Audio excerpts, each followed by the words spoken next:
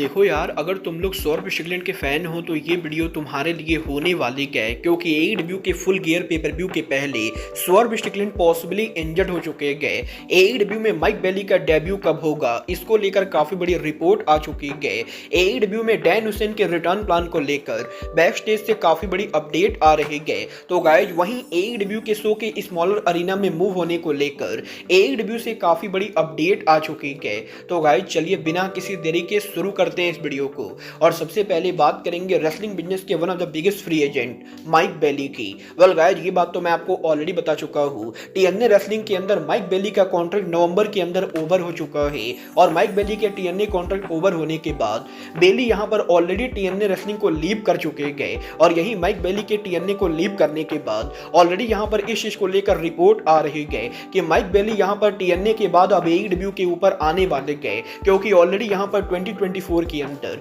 Mike Bailey को काफी बार AEW के बैक स्टेज एरिया पर देखा गया। और गाइस यही माइक बेली के लगातार काफी बार एईडब्ल्यू के बैक स्टेज पर अपीयर होने के बाद अब ये 100% कंफर्म हो चुका है कि बेली यहां पर एईडब्ल्यू कंपनी को ज्वाइन कर रहे गए। और इवन यहां पर रेसलिंग ऑब्जर्वर ने तो ये तक रिवील कर दिया है कि बेली यहां पर एईडब्ल्यू के किस स्टोरी लाइन में डेब्यू करेंगे। गाइस यहां पर रेसलिंग ऑब्जर्वर ब्रायन एल्बर्ट का ये दावा करना है कि माइक बेली का डेब्यू एईडब्ल्यू के अंदर अगले महीने होगा। और जब यहां पर दिसंबर के अंदर एईडब्ल्यू उनका कॉन्टिनेंटल क्लासिक टूर्नामेंट करेगी तो इसी टूर्नामेंट के अंदर माइक बेली सरप्राइज एंट्रेंट के तौर पर डेब्यू करेंगे। और एईडब्ल्यू के इस साल के कॉन्टिनेंटल क्लासिक टूर्नामेंट के अंदर हमें यहां पर बेली देखने को मिलने वाले गए। वल देखना दिलचस्प होने वाला है कि माइक बेली एईडब्ल्यू के ऊपर उनका कॉन्टिनेंटल क्लासिक में डेब्यू मैच किससे लड़ते गए और एईडब्ल्यू के अंदर माइक बेली का फ्यूचर कैसा होता है। बट गाइस चलिए फिलहाल आगे बढ़ते हैं और बात करते हैं एईडब्ल्यू के farmer world champion Saurabh Strickland की। वेल गाइस बात करें अगर यहां पर सौरभ स्ट्रिकलैंड की, तो गाइस ये बात तो हम सभी लोगों को मालूम है। एईडब्ल्यू के upcoming full gear pay per view के ऊपर सौरभ स्ट्रिकलैंड एईडब्ल्यू के अंदर one of the biggest dream match wrestle करेंगे, जब यहां पर वो एईडब्ल्यू के अंदर बॉबी लेस्ली को डेब्यू मैच के अंदर फेस करेंगे। और गाइस बॉबी लेस्ली और सौरभ के इस अपकमिंग हाई प्रोफाइल मैच से पहले अब सौरभ स्ट्रिकलैंड पॉसिबली इंजर्ड हो चुके गए। गाइस यहां पर इस हफ्ते एईडब्ल्यू के डायनामाइट शो के ऊपर हार्ट बिजनेस के सौरभ स्ट्रिकलैंड पर अटैक करने के बाद सौरभ स्ट्रिकलैंड ने सोशल मीडिया के ऊपर उनकी इंजरी को लेकर रिपोर्ट शेयर की गए। और जैसा कि आप इस पिक्चर में क्लियर देख सकते हो, सौरभ स्ट्रिकलैंड यहां पर इस पिक्चर के जरिए ये बता रहे गए कि पॉसिबली जब बॉबी लेस्ली ने सौरभ पर अटैक किया था उस समय उनकी बॉडी के अंदर बोन टूट गई थी। और गाइज अभी तक ये क्लियर नहीं हुआ है कि सौरभ स्ट्रिकलैंड को कितनी सीरियस इंजरी हुई गए। बट गाइज अगर यहां पर ये इंजरी ज्यादा सीरियस होती गए तो शायद यहां पर सौरभ फुल गियर के ऊपर कंपीट नहीं करेंगे। पर मुझे पर्सनली ऐसा लगता है कि ये इंजरी ज्यादा सीरियस नहीं होने वाली है, क्योंकि अगर यहां पर ये इंजरी ज्यादा सीरियस होती तो सौरभ यहां पर सोशल मीडिया पर इस चीज को प्रमोट ना करके बल्कि यहां पर इस चीज को प्राइवेट रखते और एईडब्ल्यू कंपनी यहां पर शो के ऊपर अनाउंस करती कि सौरभ स्ट्रिकलैंड को इंजरी हुई गए। बट गाइस देखना दिलचस्प होगा कि एईडब्ल्यू के इस हफ्ते के डायनामाइट शो के ऊपर फुल गियर के go home edition dynamite show के ऊपर सौरभ यहां पर शो के अपीयर होकर उनकी इंजरी को लेकर क्या इंफॉर्मेशन देते गए और फुल गियर के ऊपर सौरभ और बॉबी का ये मैच होता है या नहीं। बट गाइस चलिए फिलहाल आगे बढ़ते और बात करते हैं एईडब्ल्यू के न्यूएस्ट टैग चैंपियन दी प्राइवेट पार्टी की। वेल गाइस इस हफ्ते प्राइवेट पार्टी के लेटेस्ट इंटरव्यू के ऊपर प्राइवेट पार्टी ने एईडब्ल्यू कंपनी पर उनके कॉन्ट्रैक्ट को लेकर बड़ा खुलासा किया, जहां पर जेरिको के लेटेस्ट पॉडकास्ट के ऊपर प्राइवेट पार्टी इस चीज को रिवील करते गए कि 2019 में प्राइवेट पार्टी के एईडब्ल्यू को ज्वाइन करने से पहले जब वो इंडी रेसलिंग के ऊपर काम करते थे तो इंडी रेसलिंग के ऊपर वो पूरे एक महीने के अंदर मुश्किल से $1000 कमा पाते थे। और इंडी रेसलिंग पर काफी सारे मैचेस लड़ने के बाद भी वो यहाँ पर एक महीने के अंदर मुश्किल से $1000 की सैलरी बना पाते थे। बट जब यहाँ पर 2019 में एईडब्ल्यू का फाउंडेशन हुआ और एक इंडिपेंडेंट रेसलिंग शो के ऊपर द यंग बक्स ने प्राइवेट पार्टी को कॉन्टेक्ट किया तो प्राइवेट पार्टी को लगा कि यंग बक्स यहाँ पर पॉसिबली एईडब्ल्यू के अंदर उन्हें यहाँ पर कुछ मैचेस के लिए बुक करना चाहते गए। और प्राइवेट पार्टी ने ये कंफर्म किया है कि यंग बक्स के कहने के ऊपर ही वो एईडब्ल्यू के ऊपर आए थे, जहां पर उनके एईडब्ल्यू में पहले मैच को रेसल करने के बाद जैसे ही वो बैक स्टेज एरिया पर पहुंचे उन्हें यहां पर टोनी खान और यंग बक्स मिले मिले और उसी समय यहाँ पर टोनी खान ये बोलते गए कि वो प्राइवेट पार्टी को एक्चुअल कॉन्ट्रैक्ट ऑफर करना चाहते गए और वो यहाँ पर प्राइवेट पार्टी को सैलरी कॉन्ट्रैक्ट देना चाहते गए। और जब यहाँ पर टोनी खान ने सैलरी कॉन्ट्रैक्ट को लेकर बात की तो प्राइवेट पार्टी काफी ज्यादा कंफ्यूज थे, क्योंकि उन्होंने उनके पूरे करियर के अंदर कभी भी रेसलिंग बिजनेस के अंदर सैलरी कॉन्ट्रैक्ट जैसी कोई भी चीज नहीं सुनी थी और उन्हें यहाँ पर हमेशा यही लगता था कि रेसलर्स को पर मैचेस के ऊपर पैसे मिलते गए। बट जब यहाँ पर AEW के द्वारा यंग बक्स ने प्राइवेट पार्टी को बताया कि उन्हें यहाँ पर कंपनी के द्वारा एक ऑफिशियल कॉन्ट्रैक्ट मिलेगा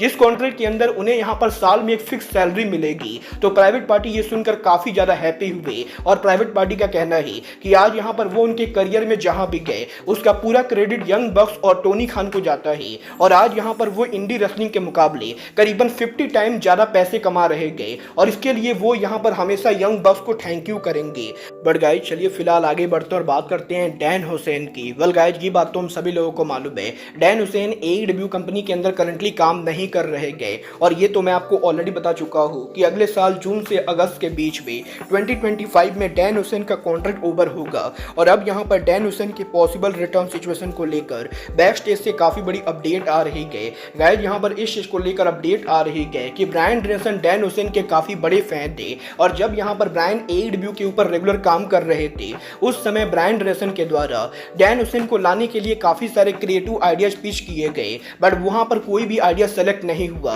और डैन हुसैन का पर्सनली ये कहना है कि वो यहाँ पर AEW पर रिटर्न होने के लिए पूरी तरह से ओपन थे, बट मैनेजमेंट पर्सनली ऐसा बिलीव करते गए कि डैन हुसैन यहाँ पर शो पर रिटर्न ना होकर बल्कि इंडी रेसलिंग के ऊपर काम करना चाहते गए। और बेसिकली करंटली मैनेजमेंट और डैन हुसैन के बीच में मिसकम्युनिकेशन की वजह से वो शो के ऊपर काम नहीं कर रहे गए। वेल गाइज मुझे सच में ये समझ में नहीं आ रहा है कि AEW कंपनी खुलने के 5 साल के बाद भी अब भी यहाँ पर इंटरनली मैनेजमेंट इतना बेहुदा काम कैसे कर रही गए और कैसे यहाँ पर मैनेजमेंट के द्वारा रेसलर्स को लेकर इतना मिसकम्युनिकेशन हो रहा है।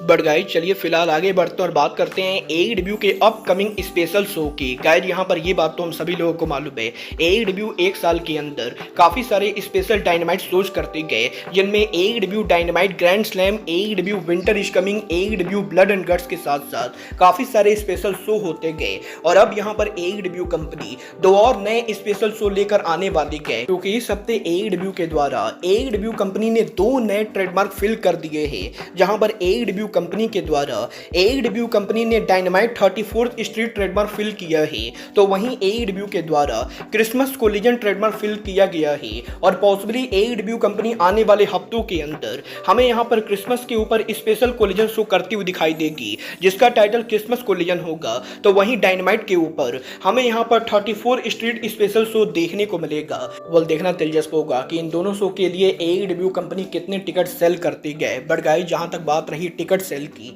तो गाइस ये बात तो हम सभी लोगों को मालूम है, करंटली यहां पर AEW के डाउनफॉल का one of the biggest reason AEW का टिकट सेल है, क्योंकि जहां कंपनी के फाउंडेशन के बाद पहले 3 साल के अंदर AEW की ऑन एन एवरेज अटेंडेंस 4000 से 6000 के बीच में रहती थी, वहीं अब यहां पर AEW की अटेंडेंस 2000 से 3000 के बीच में रहती गई। और AEW की अटेंडेंस के लगभग 50% डाउन होने के बाद अब AEW को लेकर सोशल मीडिया पर काफी नेगेटिविटी फैल चुकी है, क्योंकि AEW कंपनी के बड़े बड़े अरीनाज को बुक करने के बाद AEW कंपनी अरीनाज को 20% भी फिल नहीं कर पाती गए। और इसकी वजह से आए दिन सोशल मीडिया के ऊपर AEW के हेटर AEW कंपनी का मजाक बनाते हुए ऑल एम्पैथी रेसलिंग ट्वीट करते गए। बट अब यहां पर फाइनली AEW कंपनी उनके शो को स्मॉलर अरीना पर मूव करने वाली गए। गाइस यहां पर रेसलिंग ऑब्जर्वर का यह दावा करना है कि 2025 में AEW कंपनी फाइनली यहां पर वो करने वाली गए जो फैंस यहां पर उनसे लंबे टाइम से करने के लिए बोल रहे गए। और 2025 में AEW कंपनी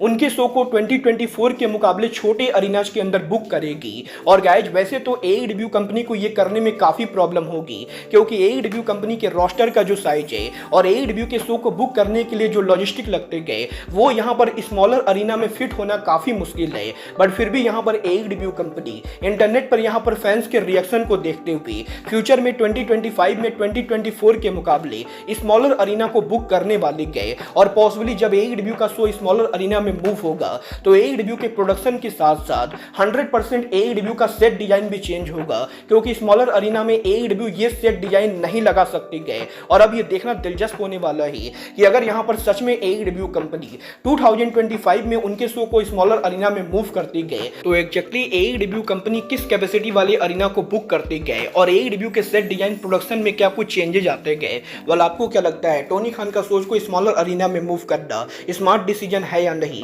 आप लोग मुझे कमेंट करके बताएंगे। बट गाइज अब आज के इस वीडियो में बस इतना ही। मैं मिलता हूं आपसे अपने अगले वीडियो में। बट गाइज तब तक के लिए good bye, good night and bang.